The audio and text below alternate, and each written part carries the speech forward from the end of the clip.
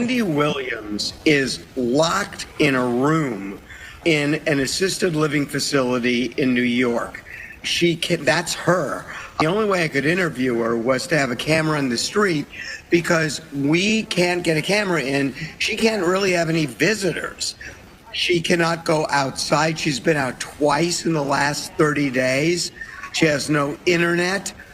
She, and I think rightly, says she feels like a prisoner. Are you allowed to go out? No. In the last 30 days, I went out twice.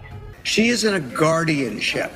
And I got to tell you, Lauren, if you saw the Lifetime documentary on her when she was deep into alcohol a couple of years ago, it made sense to have a guardianship. Wendy is sober now. She is fine. I have spoken with her for hours and hours, as have many others. And everybody comes up with the same conclusion. She's back to the old Wendy. Yet, she's not only in a guardianship, it's a guardianship that has essentially locked her up and thrown away the key. She has been diagnosed with something called frontotemporal dementia. That's what Bruce Willis has. That condition never gets better. It only gets worse.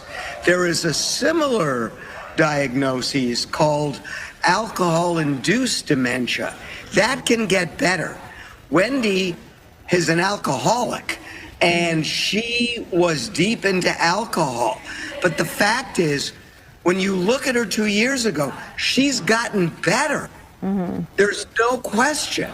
And was this a misdiagnosis? And if so, she's going to get a reevaluation.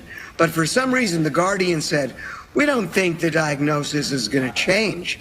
How can the Guardian say that? The Guardians only talk to her like once a month.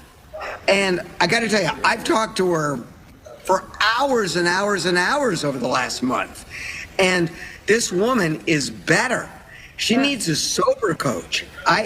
Personally, I don't think she needs a guardian. This is a country where you're supposed to have freedom unless there's something really extreme, and she's not there anymore.